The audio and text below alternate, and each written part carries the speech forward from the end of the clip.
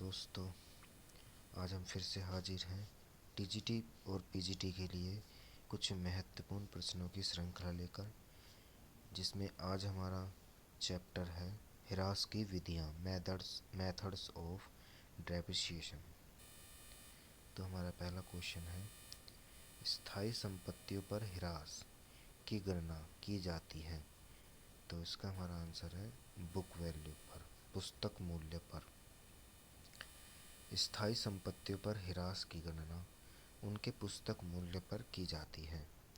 हिरास स्थायी संपत्तियों के प्रयोग के कारण उनकी कीमत में हुई कमी के रूप में जाना जाता है। यह एक अप्रत्यक्ष व्यय है तथा इसे लाभ हानि खाते में डेबिट तथा संपत्ति पक्ष में संबंधित संपत्ति में से घटाकर दिखाते हैं। अगला प्रश्न है, यदि एक मशीन का मूल लागत 1,26,000 रुपये है और इसका अवशिष्ट मूल्य 6,000 रुपये है, तो हिरास की राशि होगी। इसका आंसर है हमारा ए। संपत्ति का मूल्य 1,26,000 रुपये, अवशिष्ट मूल्य 6,000 रुपये। तो पहले साल के लिए हमारी हिरास होगी 10% की रेट से 1,26,000 में से 6,000 रुपये घटाकर उसका 10% निकाल देंगे, जो कि आएगा हमारा 12,000 रुपये। इसी तरह से अगले वर्ष का भी निकाल लिया जाएगा। नोट, इस प्रश्न में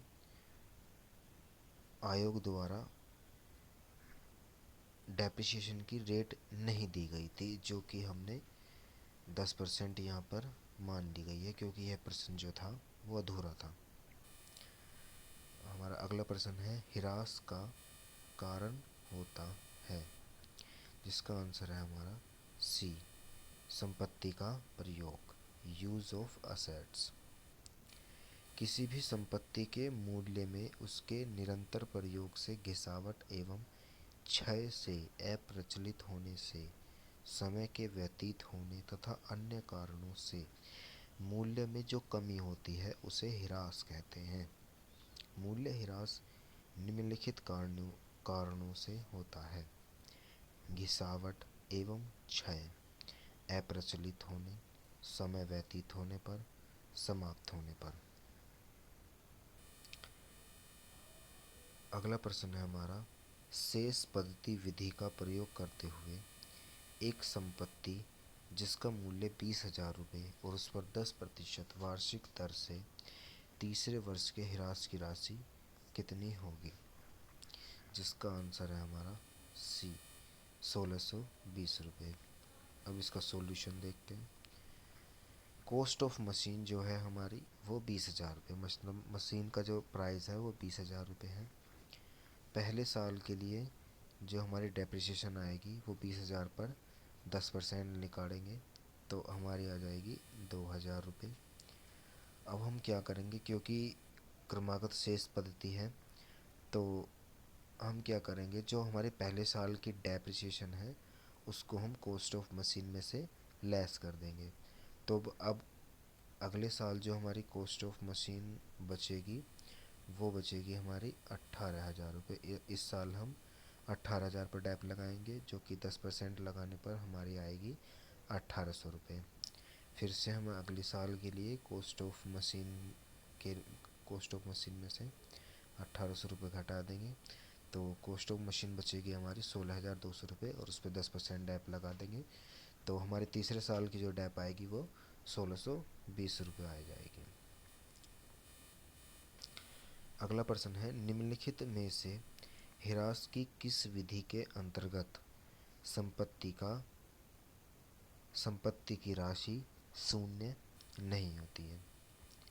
जिसका आंसर है हमारा बी, घटती हुई मूल्य विधि में, मतलब क्रमागत शेष पद्धति में हिरास लगाने पर संपत्ति का मूल्य कभी भी शून्य नहीं होता है, जबकि क्रमागत हिरास पद्धति से संपत्ति का मूल्य संपत्ति के जीवन काल की समाप्ति पर शून्य होता है।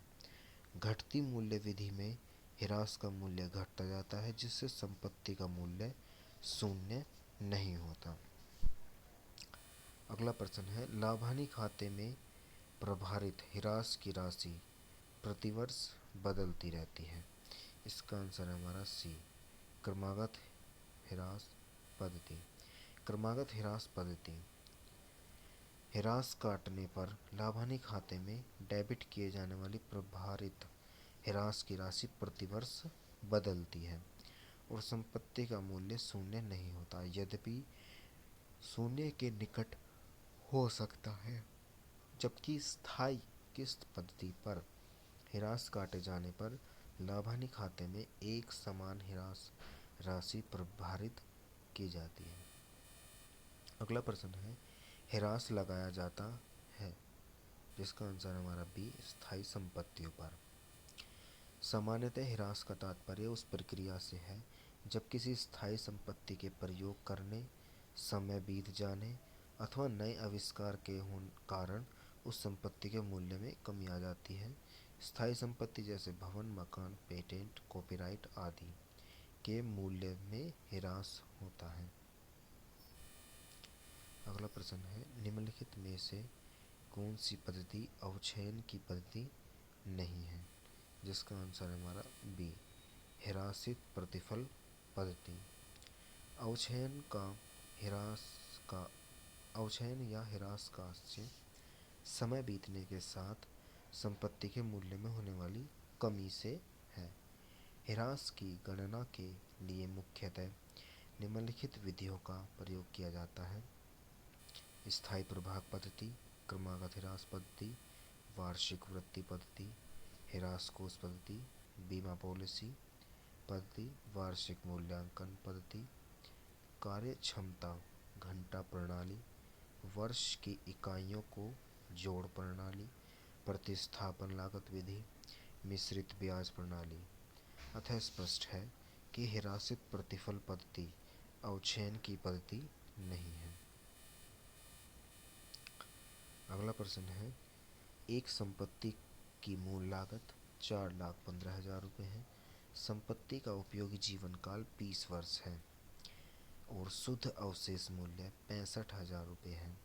अनुमानित किया गया प्रत्येक वर्ष के ह्रास की राशि होगी, जिसका आंसर है हमारा 17,500 रुपये, जो कि किस प्रकार निकाला जाएगा वो हम देखते हैं।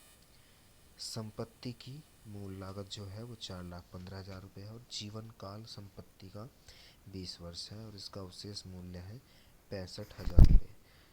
दोस्तों, अवशेष मूल्य क्या होता है? अवशेष मूल्य होता है कि जो संपत्ति का जीवन काल है 20 वर्ष, अब 20 वर्ष होने पर संपत्ति का जो मूल्य है वो 65,000 रुपये बचेगा, वो उसका अवशेष मूल्य है। मतलब संपत्ति जो 4,15,000 रुपये की है, जब हम उसे 20 वर्ष तक इस्तेमाल कर लेंगे तो उसका जो फाइनल प्राइस बचेगा वो 65,000 रुपये होगा। अब हम इसकी प्रत्येक वर्ष की ह्रास की राशि निकालेंगे, जिसके लिए हमें ये फॉर्मूला लगाना पड़ता है, प्रतिवर्ष ह्रास की राशि संपत्ति की लागत में से अवशेष मूल्य घटाने पर संपत्ति के जीवन काल से उसे भाग दे देंगे। जैसे इसमें दिखाया गया है, 4,15,000 में से 65,000 रुपये हमने घटा दिए और 20 से उसे भाग दे दिया, जो कि हमारी प्रतिवर्ष ह्रास राशि आई है 17,500 रुपये। अगला प्रश्न है, कोई परिसंपत्ति 50,000 रुपये में खरीदी गई जिस पर प्रतिवर्ष सीधी रेखा पद्धति के अनुसार मूल्य ह्रास लगाया जाता है। परिसंपत्ति का उपयोग जीवन काल 10 वर्ष है और इसका अवशिष्ट मूल्य 10,000 रुपये है। मूल्य ह्रास की दर होगी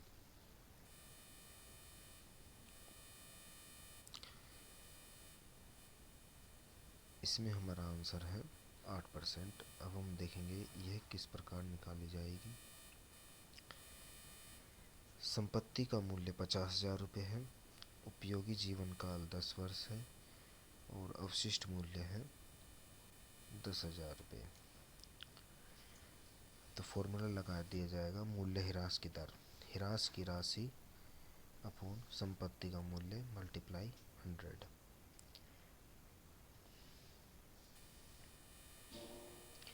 50,000 में से 10,000 रुपये घटा दिए जाएंगे और जो कि संपत्ति का जीवन काल है 10 वर्ष, उससे हम उसे डिवाइड कर देंगे। तो हिरास की जो राशि आई है वो 4,000 आ जाएगी और 4,000 से हम डेप्रिसिएशन की रेट निकाल लेंगे इस वाले फॉर्मूले में रख कर। 4,000 जो कि हिरास की राशि है मल्टीप्लाई 100 अपोन में संपत्ति का मूल्य जो कि 50,000 रुपये है, जिससे हमारी हिरास की दर आ जाएगी 8%। यदि 60,000 रुपये की शुद्ध परिसंपत्तियों के प्रतिफल में विक्रेताओं को 80,000 रुपये को पूर्णदत्त अंश निर्गमित किए जाते हैं तो 20,000 का शेष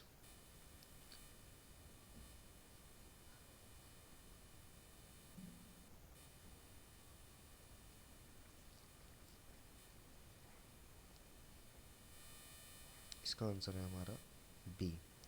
यदि 60,000 रुपये की संपत्ति के प्रतिफल में विक्रेताओं को 80,000 रुपये के पूर्णदत्त अंश निर्गमित किए जाते हैं तो 20,000 रुपये के शेष को ख्याति खाते में डेबिट किया जाएगा, अर्थात ख्याति की राशि होगी विक्रय राशि माइनस क्रय प्रतिफल 20,000 रुपये। अगला प्रश्न है 5 वर्ष पूर्व एक पुरानी मशीन 1 लाख में खरीदी गई और 10,000 रुपये लगाकर इसे पूरी मरम्मत कराया गया और इस पर 50,000 रुपये एकत्रित हिरास भी था। 6वें वर्ष के प्रारंभ में इसे 60,000 रुपये में बेच दिया गया।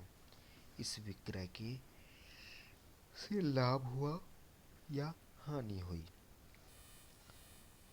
मशीन की कुल लागत क्रय मूल्य प्लस मरम्मत भी है 1,10,000 रुपये। 5 वर्षों का हिरास 50,000 रुपये। 5 वर्ष बाद जो मशीन का प्राइस बचेगा वो बचेगा 60,000 रुपये। चूँकि 6ठे वर्ष प्रारंभ में मशीन को 60,000 रुपये में बेच दिया गया है तो लाभ हानि की जो राशि होगी वो 0 रुपये आ जाएगी, क्योंकि मशीन का जो हिरासित मूल्य था वो भी 60,000 रुपये था और उसका जो विक्रय मूल्य है वो भी 60,000 रुपये है। तो हमें ना कोई लाभ हुआ ना कोई हानि हुई। निम्नलिखित में से कौन सी पद्धति मूल्य ह्रास पद्धति को कोयले की खान हेतु सर्वाधिक उपयुक्त होगी? बी अवक्षय विधि। प्रकृति प्रदत्त वस्तुओं के निष्कर्षण जैसे कोयले की खान, तेल के कुएं आदि से मूल्य ह्रास की गणना हेतु अवक्षय विधि सर्वाधिक उपयुक्त होती है। इस विधि द्वारा ह्रास की गणना करने से एक समय बाद संपत्ति का कुछ भी अवशेष मूल्य नहीं होता। एक मशीन की लागत 70,000 रुपये, जिसका जीवन अवधि 10 वर्ष है और जिसके बाद इसका संभावित वसूली मूल्य 5,000 रुपये है। सीधी रेखा पद्धति पर 4 वर्षों की ह्रास होगी। मशीन की जो लागत है वो 70,000 रुपये है, जिसकी जीवन अवधि 10 वर्ष है, अवशेष मूल्य 5,000 रुपये है और इसकी ह्रास की गणना करेंगे अब हम, जिसके लिए फॉर्मूला लग जाएगा लागत माइनस अवशेष मूल्य को डिवाइड कर देंगे उसके जीवन काल से। 70,000 में से 5,000 रुपये अवशेष मूल्य घटाकर 65,000 को 10 वर्ष से भाग देने पर आएगा 6500 रुपये। चूँकि प्रत्येक वर्ष का जो हमारा डेप लिख रहा है वो 6500 रुपये है, तो हमारे 4 वर्षों के लिए जो डेप हो जाएगी वो हो जाएगी 26,000 रुपये। अगला प्रश्न है हमारा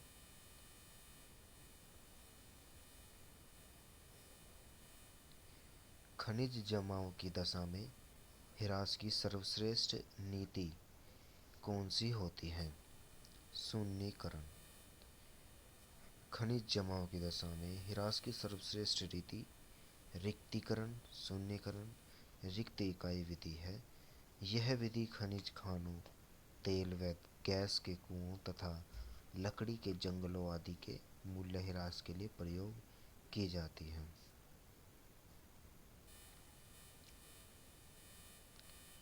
अगला प्रश्न है मूल्य ह्रास शोधन कोष खाते का अंतिम शेष निम्नलिखित खाते में स्थानांतरित किया जाता है। पूंजी शोधन संचय खाते में। ह्रास कोष की लागत होती है स्पष्ट लागत। ह्रास कोषों की लागत को स्पष्ट लागत की श्रेणी में रखा जाता है। स्पष्ट लागत का आशय एक ऐसी लागत से है जिसके संबंध में व्यय प्रत्यक्ष एवं नकद रूप में किए जाते हैं।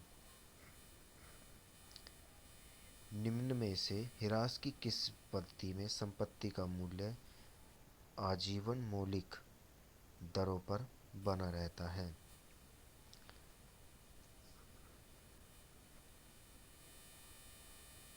पुनर्मूल्यांकन पद्धति में।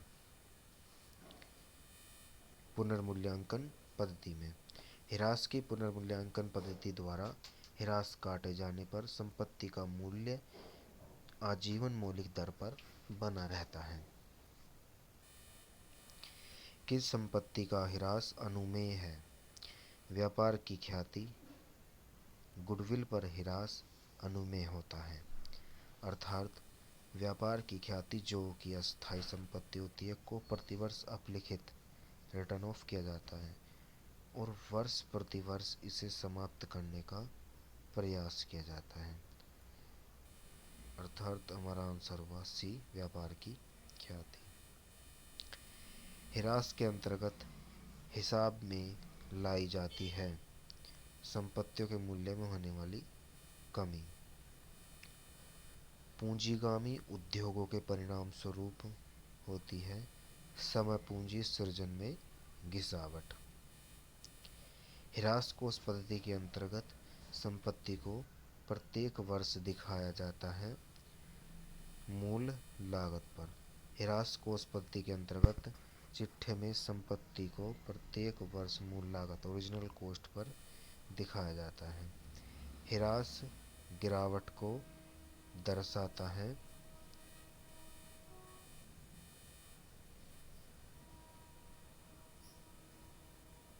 Book value of fixed assets, स्थायी संपत्तियों के पुस्तकीय मूल्य पर। ह्रास एक प्रक्रिया है सी, बंटवारे एवं मूल्यांकन दोनों की। संपत्ति के ह्रास एवं रखरखाव का लाभहानि खाते पर कुल प्रभाव समान होता है। स्ट्रेट लाइन मेथड, सरल रेखा रीति के अंतर्गत।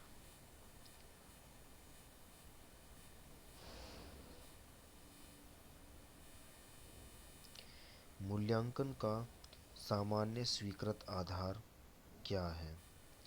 ऐतिहासिक लागत ह्रास। स्थायी संपत्तियों को उनके लागत पर एक निश्चित दर से प्रतिवर्ष ह्रास घटाकर दिखाया जाता है, चाहे उनका बाजार या प्रतिस्थापन मूल्य उससे कम हो या ज़्यादा हो। स्थायी संपत्तियों पर ह्रास है न तो कोष का स्रोत और न ही उपयोग।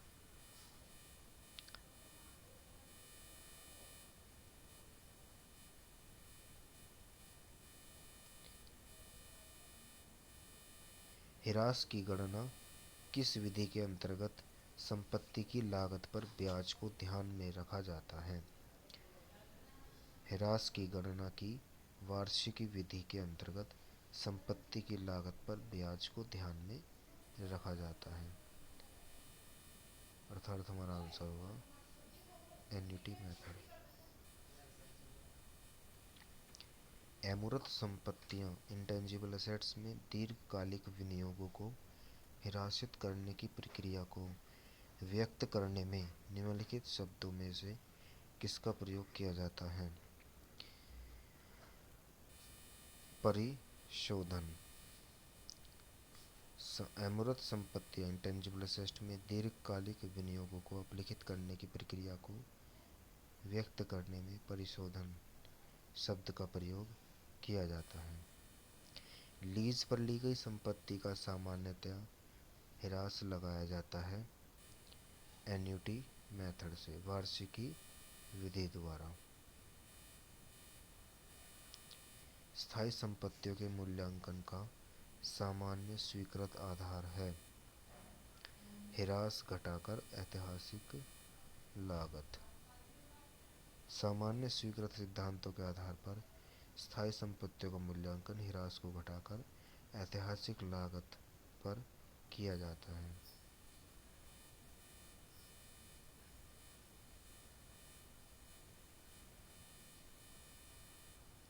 निम्नलिखित में से कौन सा कोष का स्रोत नहीं है? ए, मशीन का क्रय। मशीन का क्रय करने से कोष का स्रोत नहीं बल्कि कोष का उपयोग होता है। निम्न विधियों में से किस विधि में संपत्ति को पूरे जीवन काल में अपनी मूल लागत पर दिखाया जाता है? ह्रास कोष पद्धति में। ह्रास की क्रमागत कोष पद्धति के अंतर्गत संपत्ति को उसके पूरे जीवन काल में उसके मूल लागत पर दिखाया जाता है। अप्रचलन का आशय है निम्न कारणों में से मूल्य में गिरावट। सी, अन्वेषण। वस्तुओं का अप्रचलन नई खोज और अन्वेषण के परिणाम स्वरूप बाजार में वस्तुओं का मूल्य गिर जाता है। संपत्ति की मूल लागत 57,000 रुपये, अवशिष्ट मूल्य 2,000 रुपये, अनुमानित जीवन काल 10 वर्ष। तो वार्षिक अंक योग पद्धति के अनुसार प्रथम वर्ष में ह्रास की रकम होगी ए, 10,000 रुपये।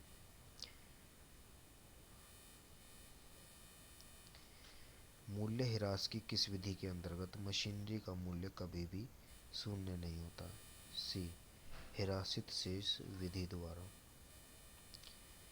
डेप्रिसिएशन ह्रास का संबंध है ए, अचल संपत्तियों से। मशीन घंटा दर विधि उपयोगी होती है। संपत्ति के जीवन काल को समय के संदर्भ मापा जा सकता है। मशीन घंटा दर में संपत्ति जितने घंटे चलती है उतना ही ह्रास लगाया जाता है।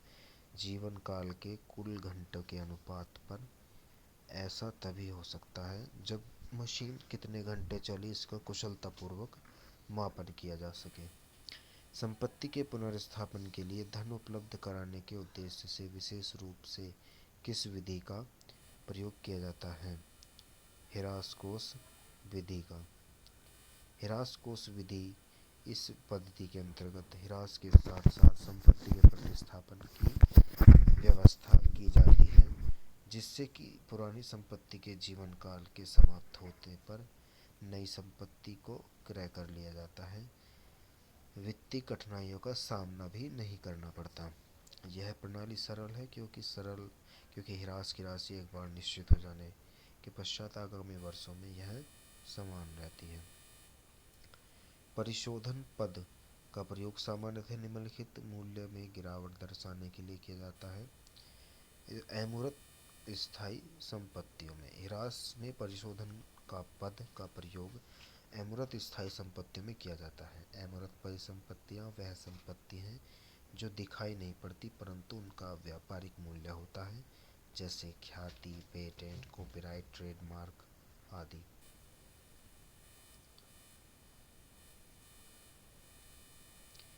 निम्नांकित विधियों में से किस विधि के अंतर्गत संपत्तियों को उसके संपूर्ण जीवन काल तक मूल्य लागत पर दर्शाया जाता है? ह्रास कोष विधि में ह्रास का प्रावधान करने का उद्देश्य होता है स्थायी संपत्तियों की लागत को उनके कार्यशील जीवन काल पर आवंटित करना। रिक्तीकरण शब्द का प्रयोग निम्नलिखित में से किसके संदर्भ में किया जाता है? नाशवान संपत्तियों के। लेखांकन में लागू पद्धति के अनुसार ह्रास एक लेखांकन प्रक्रिया है जिसके द्वारा दीर्घ जीवन वाली संपत्तियों की लागत को विभिन्न लेखांकन समय अवधियों में आवंटित किया जाता है।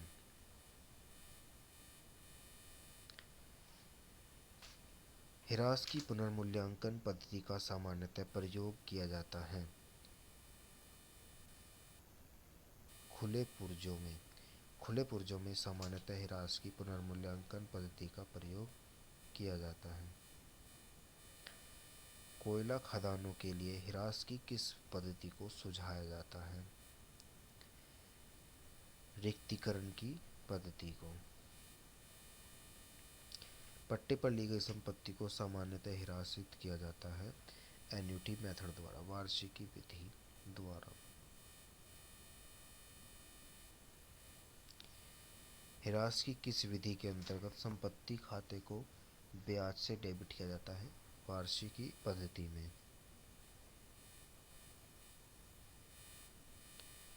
पेटेंट, कॉपीराइट एवं ख्याति के मूल्य में आने वाली कमी का लेखा करने को कहा जाता है परिशोधन। पेटेंट्स, कॉपीराइट, ट्रेडमार्क, ख्याति आदि सभी अमूर्त संपत्तियां हैं। इन संपत्तियों का ह्रास लगाने की विधि को परिशोधन कहते हैं।